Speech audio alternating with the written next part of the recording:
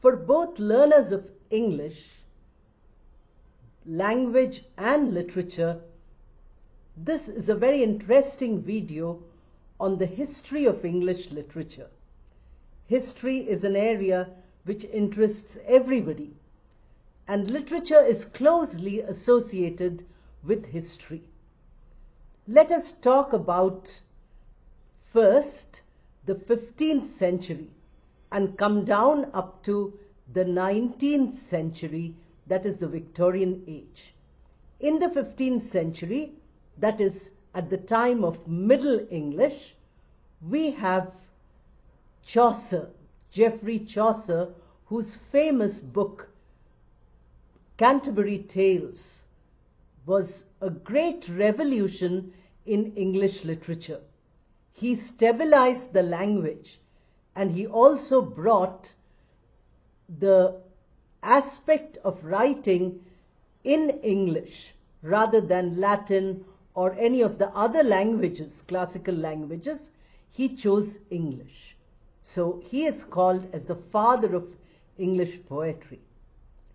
We move now to the next very powerful age of literature, which is called Elizabethan Age, after Queen Elizabeth I, who was one of the most powerful and long reigning rulers of England. We call it by the name of Queen Elizabeth, but we have other terms for it. We also use the term Renaissance, which is reawakening, or Reformation. These are terms which are used.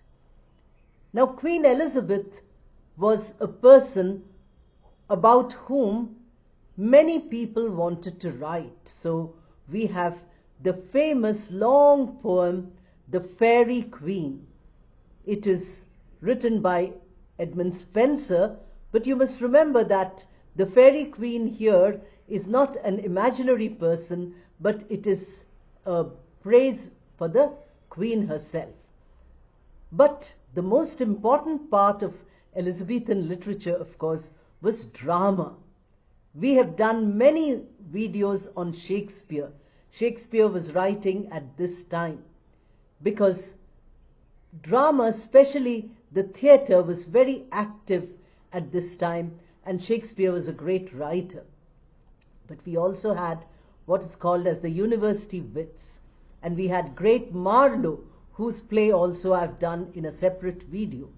So you have an entire area of writers who were writing excellent drama and poetry. Shakespeare himself wrote a lot of poetry, sonnets. Shakespeare's sonnets are very well known. Spenser also wrote sonnets. Then we move to the next age, because Queen Elizabeth did not have children. She was unmarried, and therefore the King of Scotland became the King of England. We call him King James I. And this, the earlier dynasty, which was the dynasty of Henry, that came to an end with Elizabeth, and now we had that was the Tudor dynasty, and now we had the Stuart. The Stuarts came.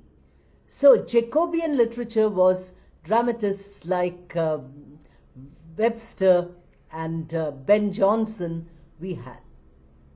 The greatest contribution was King James's version of the Holy Bible.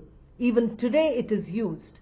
You see the Bible, you might find written on it King James's version, because a lot of work was done on this. Later, we had his son, Charles I, who was beheaded because he was not a good king. And Oliver Cromwell, who was not a descendant of the royal family, became the Lord Protector.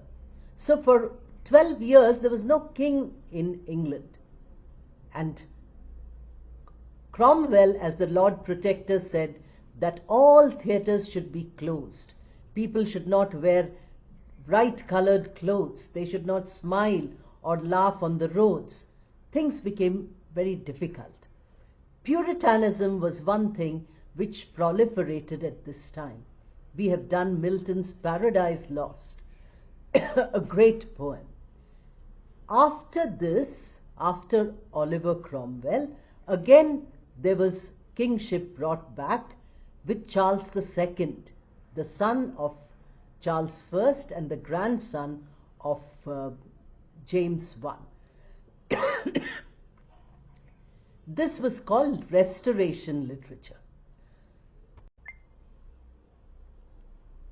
After Oliver Cromwell, monarchy was restored again by crowning Charles II as the King of England.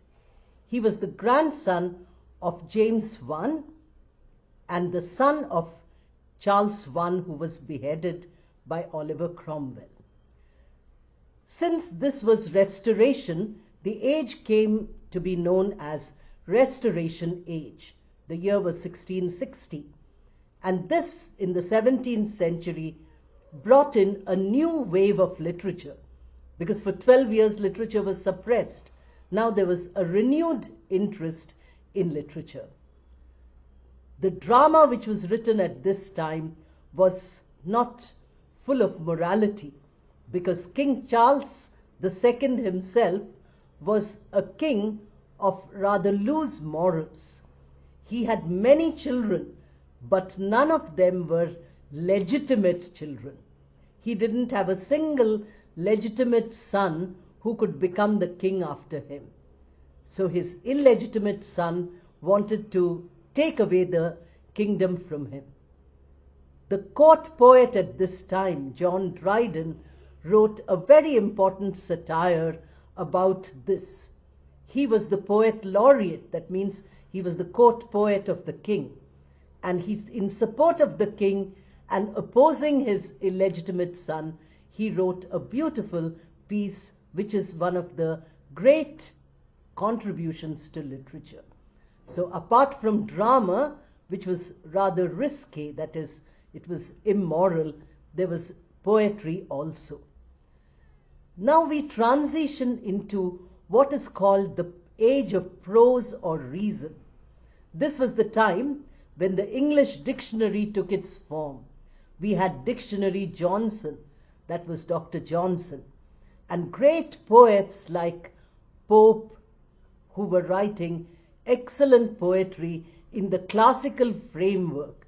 That is, he was translating the classics into English and also following their pattern for writing English poetry. We have very beautiful poems at that time. This was also a time when ordinary people were getting a little educated. So we have prose and reason, that's what I told you. So we have the starting of the journal. That is, you have regular publications, once a week, once a month, and so on. What we call as a magazine today. It started. The Spectator papers or the Coverley papers, Addison and Steele. It was a great contribution. Now the age of prose and reason did not allow for much imagination in poetry. Once more we had an age of transition, and this transition age had people like William Blake, who was a mystical poet, and Thomas Gray, who wrote that great elegy where he says that great people must be buried here, but they never got a chance for greatness. The elegy written in the country churchyard. Then we have the French Revolution, which killed all the aristocrats, and the common people took over the power. Seeing this, Wordsworth brought in the Romantic movement.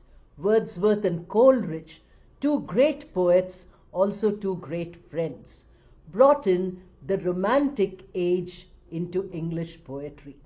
This was a great age because we had the younger romantics like Keats, Shelley, Byron also writing. They wrote a lot of critical material also. This was a time when historical novel by Scott and the social novel by Jane Austen were also written. This was the first half of the 19th century, the age of the Romantic Age or Romanticism. This was what it was called. The second half of the 19th century was what we call the Victorian Age. Again, the name is after the Queen. Queen Victoria was a very important and a long reigning queen. She was also the Empress of India, because at that time India was colonized. Victorian literature was the literature where morality was predominant. Queen Victoria herself was extremely moral, and she preached that this kind of morality is important. So the poets who were writing, Alfred Lord Tennyson, who was the very important poet, then you have Matthew Arnold also writing here. You have dramatists, satirists like Oscar Wilde, great drama, the importance of being earnest, very humorous and extremely interesting drama. But this was the age of the novel. You have one of the greatest novelists in English, that is Charles Dickens, writing at this time. I've already given you a video on Oliver Twist, but you have wonderful novels of this time. This was the time of the Industrial Revolution, where the entire feudal system of England was destroyed and the ordinary self-made man became the top of society. Earlier in England, money which was earned by business was considered to be bad money. Money which was inherited was considered good, clear money. So here the Industrial Revolution changed the entire social dynamics. Dickens wrote about it in a book called Hard Times. Very beautiful, very serious book, Hard Times. And then you have others, because women were not given much importance here. We have a lady writer writing with a male pseudonym, and that is George Eliot. Then, of course, you have many others who were writing poetry. Poetry was very important. The great dramatic monologue which Browning brought in. Then you had Mary Shelley writing Frankenstein, one of the earliest science fiction works, popular even today and very often read by youngsters. So you have, at the end of the 19th century, the Victorian Age transitions into the modern age. But in today's video, I'm not going to talk about 20th century, because we have modernism, postmodernism, etc. in some other area. So all of you who are learning literature, let me know in the comment box as to how you can, participate in each of these texts. What texts you feel are important and you would like to know more about them. How helpful this video is. To the learners of language, especially those of you who say that you want to reach an advanced level of language, this is an important video. Try to use it for improving your English, for taking your English to a higher level. Look up the history of England and the parallel movement of history and literature. You will find you have lots of things to talk about when you meet people.